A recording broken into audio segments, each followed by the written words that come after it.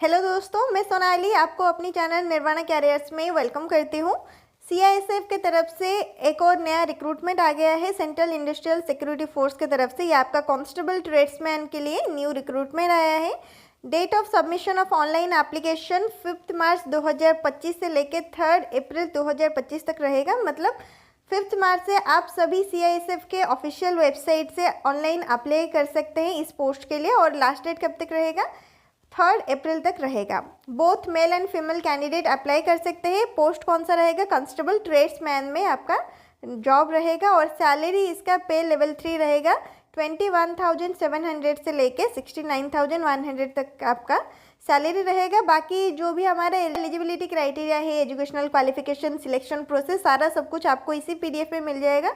तो सब कुछ हम डिटेल्स में इसमें डिस्कस कर लेंगे।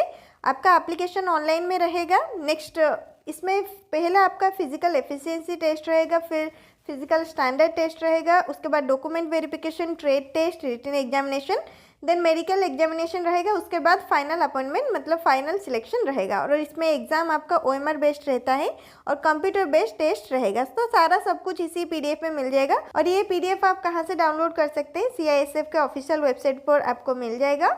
ओनली 10th पास अगर है, केवल 10th पास अगर किए हैं तो इसके लिए एलिजिबल है, कोई भी अप्लाई कर सकता है। नेक्स्ट इंपॉर्टेंट क्या है इसमें देखिए, cut off date for determining the eligibility of the candidate. जो एज लिमिट इसका है 18 से 23 ईयर तक है।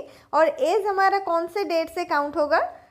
1 अगस्त 2025। तो 1 अगस्त 2025 तक 18 से अगर 23 के बीच में है तो सब अप्लाई कर सकते हैं। ठीक उसी तरह एजुकेशनल क्वालिफिकेशन और कास्ट सर्टिफिकेट का भी टाइमिंग यहाँ पे दिया गया है 3 अप्रैल 2025। 3 अप्रैल 2025 तक अगर आपका 10th कंप्लीट हो गया है और कास्ट सर्टिफिकेट भी वैलिड है तो आप अप्लाई कर सकते हैं। सैलरी के बारे में तो अभी पहले ही हम जान गए हैं, 21,700 से लेके 69,100 तक रहेगा। फिर उसके बाद आ गया आपका वैकेंसी डिटेल्स, कौन से पोस्ट पर आपका वैकेंसी निकला है। टोटल 1161 वैकेंसी निकल के आया है, both male and female, all category, general, ST, SC, OBC, EWS, कोई भी कैटेगरी से आप अप्लाई कर सकते हैं। और एक सर्विस मैन के लिए भी वैकेंसी है। कौन से पोस्ट पर आपका वैकेंसी निकला है? Cook, cobbler, tailor, barber, washerman, sweeper, painter, carpenter, electrician, माली, welder, charge mechanic, MP attendant. Male के लिए 945 वैकेंसी है, फीमेल कैंडिडेट के लिए 103 वैकेंसी है। तो बोथ मेल एंड फीमेल के लिए 1048 वैकेंसी है। उसके बाद एक्स सर्विस मैन के लिए 113 वैकेंसी है। टोटल करेंगे तो 1161 टोटल वैकेंसी आई है। नेक्स्ट 5th नंबर पॉइंट पे यहाँ पे आ गया है एप्लीकेशन फ़ी और सिलेक्शन प्रोसेस के बारे में डिटेल में दिया गया है। तो एप्लीकेशन फ़ी किन के लिए लगेगा? जो भी बच्चे on reserved, OBC and EWS category से बिलोंग करते हैं। और ओनली मेल कैंडिडेट के लिए ये 100 रुपीज़ देना पड़ेगा। बाकी फीमेल कैंडिडेट और एसटी, एससी, एक्स सर्विसमैन, ये सब के लिए फ्री है। तो फ्री में अप्लाई कर सकते हैं। केवल ऑन रिजर्व्ड, ओबीसी और ईडब्ल्यूएस कैटेगरी से जो भी मेल कैंडिडेट बिलोंग करते हैं उनके लिए एप्लीकेशन फ़ी रहेगा 100 रुपीज़। नेक्स्ट उसके बाद सिलेक्शन प्रोसेस क्या आएगा, जैसे कि मैं अभी बताई, पहले हमारा फिजिकल टेस्ट रहेगा, physical efficiency test, physical standard test, then उसके बाद डॉक्यूमेंटेशन रहेगा एंड ट्रेड टेस्ट रहेगा। जो भी पोस्ट निकला है उसके हिसाब से, जैसे कि आप कुक के लिए अप्लाई करते हैं तो कुक के लिए आपका एक ट्रेड टेस्ट रहेगा, कोबलर के लिए करते हैं तो कोबलर के लिए एक ट्रेड टेस्ट रहेगा। उसी तरह ट्रेड टेस्ट में क्वालिफाई कर लेते हैं, उसके बाद आपका रिटन एग्जामिनेशन रहेगा, फिर उसके बाद आपका डिटेल्ड मेडिकल एग्जामिनेशन होता है, फिर फाइनल अपॉइंटमेंट रहता है। उसके बाद इम्पोर्टेंट क्या है? एलिजिबिलिटी क्राइटेरिया, मतलब एजुकेशनल क्वालिफिकेशन क्या चाहिए। एजुकेशनल क्वालिफिकेशन अगर केवल 10th पास है, मैट्रिकुलेशन और its equivalent from a recognised board, फिर आप एलिजिबल है अप्लाई करने के लिए। 10th क्लास पास किए हैं, स्टेट बोर्ड हो या सेंट्रल बोर्ड से, तो फिर आप अप्लाई कर सकते हैं। नेक्स्ट आपका स्किल ट्रेड्स के लिए सर्टिफिकेट की ज़रूरत पड़ सकती है। यहाँ पे जो वैकेंसी हमारा है, कारपेंटर, माली, कुक, टेलर, इसके लिए आपको सर्टिफिकेट की ज़रूरत पड़ सकती है। एज लिमिट क्या है? 18 से लेकर 23 तक रहेगा। कौन से डेट के हिसाब से? 1 अगस्त 2025। और उसके बाद गवर्नमेंट के हिसाब से हमारा जैसे एज रिलैक्सेशन होता है, एसटी, एससी कैंडिडेट के लिए 5 ईयर का एज रिलैक्सेशन, ओबीसी कैंडिडेट के लिए 3 ईयर का रिलैक्सेशन वैसे रहेगा, मतलब ST SC से जो बिलोंग करते हैं वो लोग 18 से लेके 28 तक अप्लाई कर सकते हैं। 28 रहेगा उनका एज लिमिट, और ओबीसी कैटेगरी से जो लोग अप्लाई करना चाहते हैं उनका 18 से लेके 26 तक रहेगा एज लिमिट। फिर उसके बाद आ गया आपका फिजिकल स्टैंडर्ड टेस्ट के लिए both male and female candidate के लिए क्या क्या चाहिए। हाइट एंड चेस्ट पूरे डिटेल में यहाँ पे दिया गया है। Height for unreserved SC EWS and OBC candidate के लिए कितना है, 170 सेंटीमीटर रहेगा आपका हाइट। उसके बाद चेस्ट रहेगा 82 लेके 85 सेंटीमीटर, कैटेगरी सेम है unreserved SC EWS and OBC।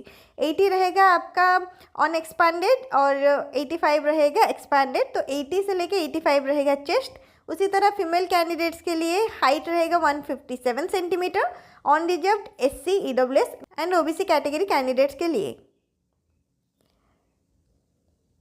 Next यहाँ पे देख सकते हैं ST कैंडिडेट्स के लिए बोथ मेल एंड फीमेल के लिए दिया गया है। तो ST से जो बिलोंग करते हैं ST कैटेगरी से, मेल कैंडिडेट के लिए 162.5 सेंटीमीटर रहेगा हाइट, यहाँ पे ऊपर लिखा भी गया है हाइट मेल फीमेल।